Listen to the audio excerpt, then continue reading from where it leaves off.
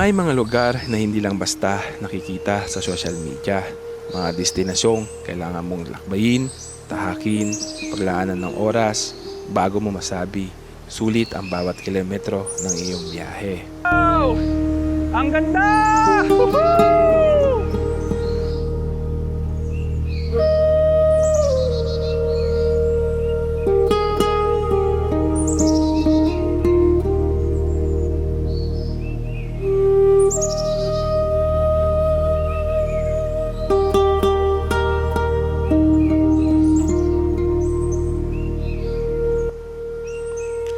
At sa bidyong ito, dadalhin namin kayo sa isang natatagong paraiso na nakasilid sa kailaliman ng Barangay Bahile, Puerto Princesa City. Mula sa bayan ng Puerto Princesa, tinahak namin ang mahigit na 50 kilometers na biyahe patungong Bahile habang unti-unti kaming lumalayo sa sentro ng lungsod. Nag-iibad na rin ang tanawin mula sa kabahayan, napapalitan ng luntian kabuntukan at tahimik ng mga kalsada. Kasama ko ngayon si Wenen Palawan at pareho naming layunin na tuklasin ang mga lugar na hindi madalas napupuntahan, mga destinasyong may sariling kwento at kakaibang ganda.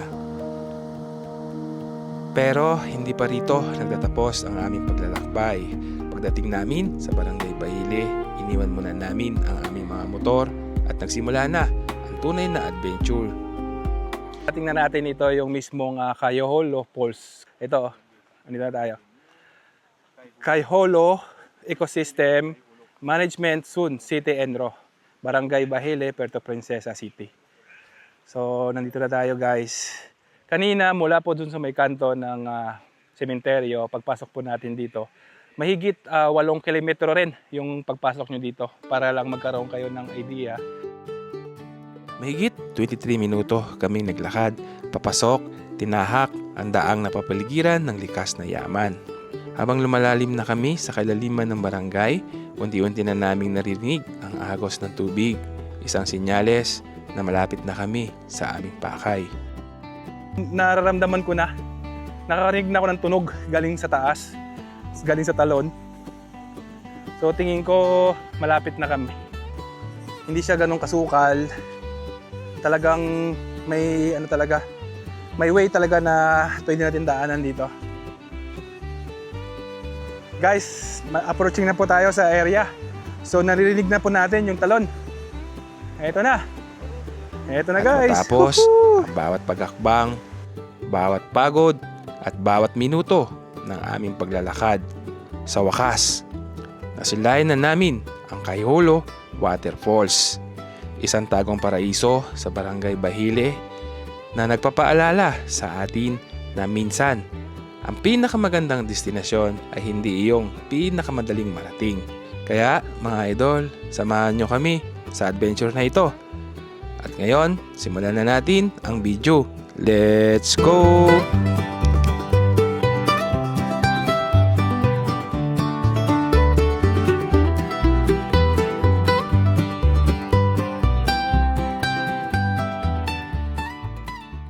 Guys, nandito po tayo ngayon sa Barangay Bahile ng Puerto Princesa. At kung napapansin po natin dito sa aking likuran, ito po yung This Way to Naval Detachment. Dito pa sa papasok po sa dulo nito.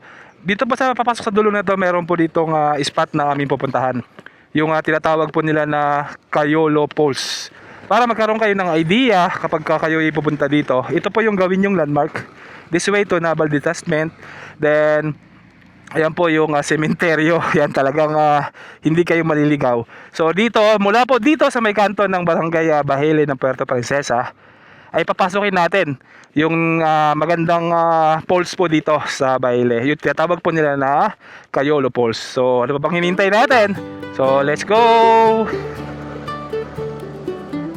Ayan, pasok tayo dito. Mula sa may kanto ng papasok dito sa may Cayoholo Falls, ay alamin din natin, iset natin kung ilan kilometers yung papasok po sa loob. At ngayon, simulan na natin ang mga exciting ng bahagi ng ating paglalakbay. Habang binabaybay namin ang tahimik na kalsada, kapansin-pansin ang pagbabago ng paligid, mas luntian, mas tahimik, at mas dama mo ang likas ng ganda ng kalikasan.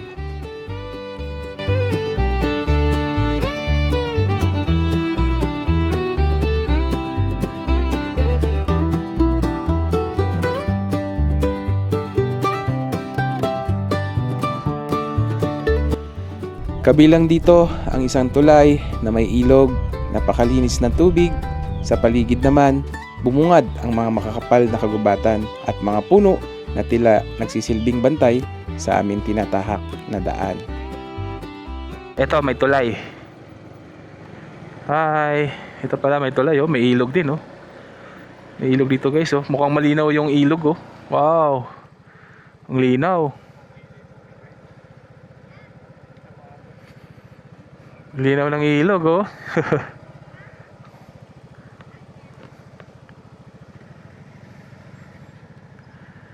Hingi yata ng sticker. Sticker?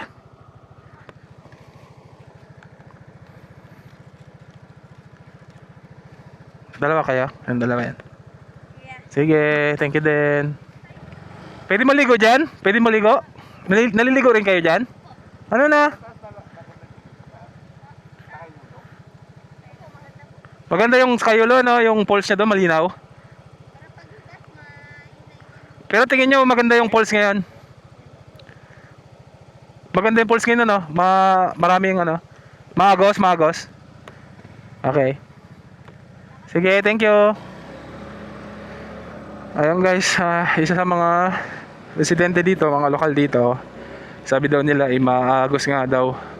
So sana nga ay maaktuhan natin yung malakas yung agos para mas maganda, mas makakaligo tayo at mas maganda yung papakita namin sa inyo. Ganda rin ng mga kabundukan dito, ang tatayog ng mga puno dito. Pag biyahe mo dito, walang kabahay-bahay, talagang presko na yung tanawin na yung makikita yan, no? Natatanaw natin yung magandang kabundukan. Tapos dito sa ating paligid, ayan, mga masusukal na damo. So walang kabahay-bahay dito. At syempre, makapag-isip-isip na rin kapag nature lover ka talaga, guys. At talagang ma-appreciate nyo to, yung ganitong kagandang tanawin. Wow! Ang tatayog ng kabundukan, no? Walang kabahay-bahay. Kapag nasiraan ka dito, nako, delikado. Walang kabahay-bahay. So kasama natin, guys, si WNN Palawan. Nandyan siya sa likodan natin. So kailangan talaga may body kapag kayo ay pumupunta sa isang spot, lalo na ganito na walang kabahay-bahay. Okay guys, natatanaw na natin. Mukhang approaching na tayo sa area. Ito na yung Cayolo Falls. Alright. Ito na pala yung update ngayon dito. Kasi guys, pangatlong beses ko na yatang punta dito. So dati, may kubo-kubo dyan na, na pahingahan. Ngayon wala na, oh. Ito, may kubo dito. Tapos alamin natin kung may nagbabantay ba dito, kung mayroon tayong babayaran, o ito pa rin ay libre. Kasi ang alam ko guys, ito yung libre. Libre pong pumunta dito. Ayun, oh, may CR din. Guys, narating na natin ito yung mismong Cayolo Falls. Cayolo Falls, bahala na kayo guys kung ano yung tamang pagbasa. Ito, andito na tayo.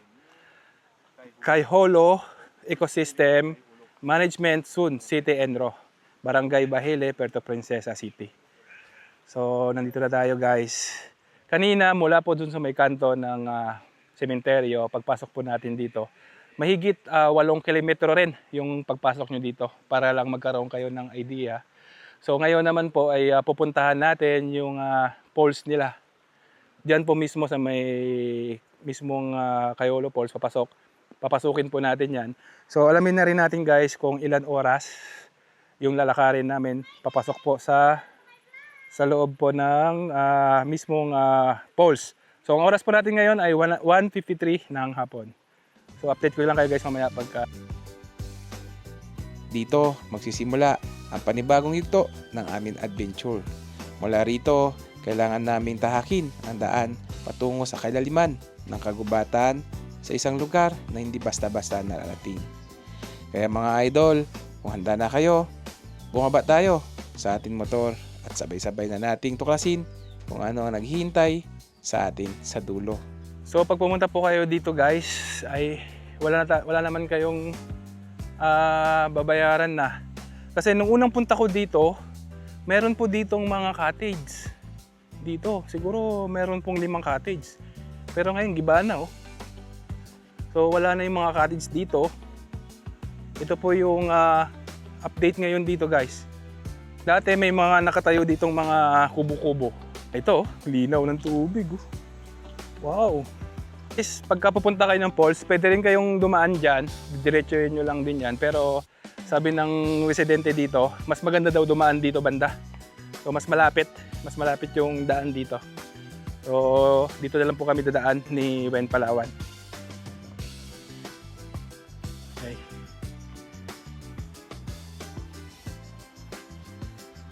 Alamin natin kung ilan minuto yung atin tatahakin papuntang falls. Kung ilan oras ba o minutes lang. Sabi ko daw kasi ay nasa 15 minutes lang daw ito.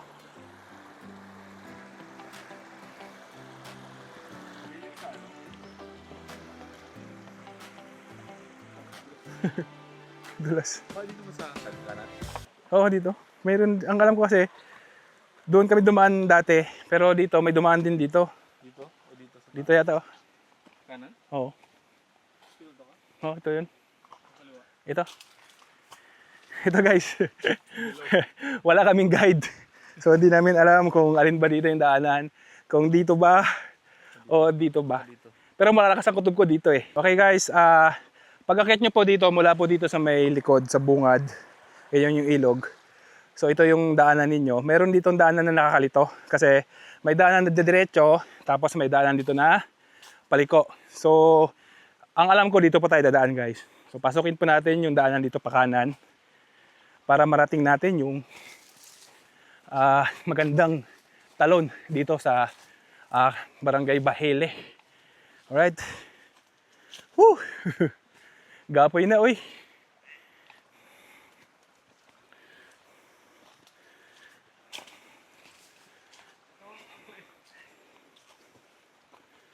Ha? May daanan din dyan. Kasi maalala ko noon, yung pumunta kami dito guys, doon kami dumaan sa kabila. So yung ibang kasama namin dito dumaan. Kaya mayroon din 2 daanan dito. Dito ang ganda oh. Dito pa lang, ganda na oh. Sarap na magtampisaw-tampisaw dyan, no? Whew. So, hinihingal-hingal na tayo. Wala pa man eh, hinihingal na. Eto.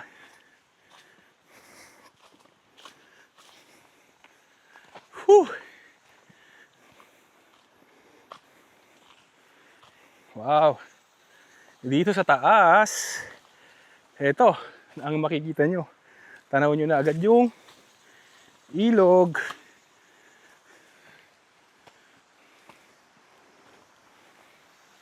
Kaya yung daan.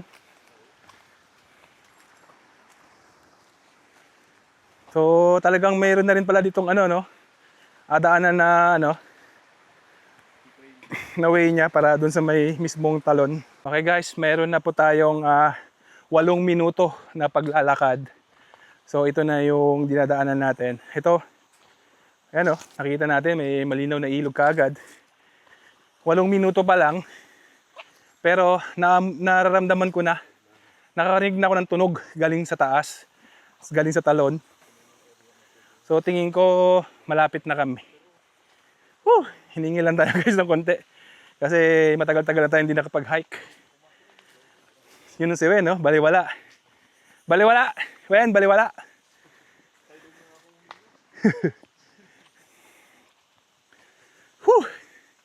So hindi na rin ako nagdala ng tubig guys. Iniwan ko na doon sa may motor ko. Tingin ko kasi malapit lang daw. Isa pa. Ito sa madaanan ninyo. May usakil pa. Pero kayang-kaya yun guys. Ganun lang yun. Whew. Kaya pa. So update tayo ulit sa oras. Oh no. Meron na tayong 14 minuto na paglalakad. So, ito na yung daanan na dinadaanan pa namin. 14 minutes na.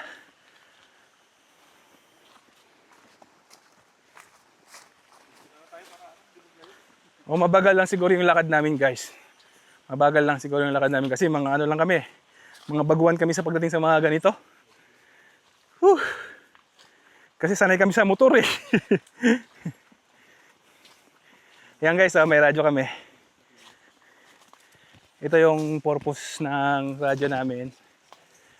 Tingnan nyo. Tawagin ko yung kasamaan ko kung asan na siya. Wen Palawan, nasan ka na? Dito lang sa unahan mo, Rico. Diyan lang daw siya sa may unahan. So malaking tulong talaga ito yung radyo na dala namin.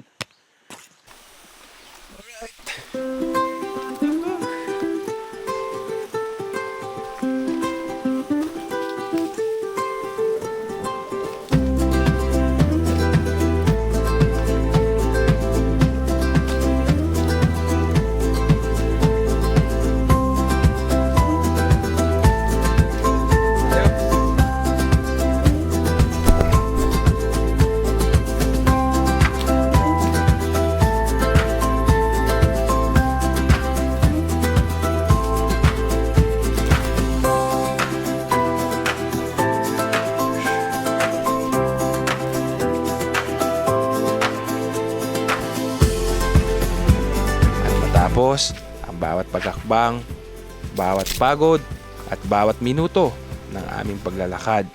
Sa wakas, nasilayan na namin ang Kayholo Waterfalls.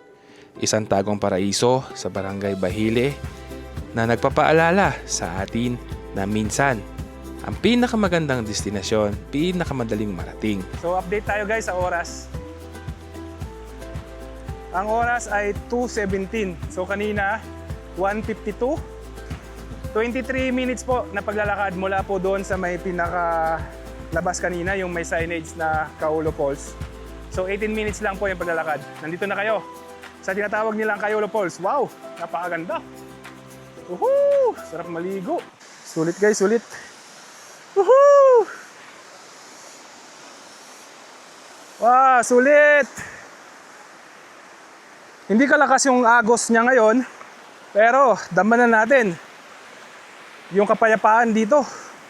Wow! Woohoo! Wow! Ang ganda! Woohoo!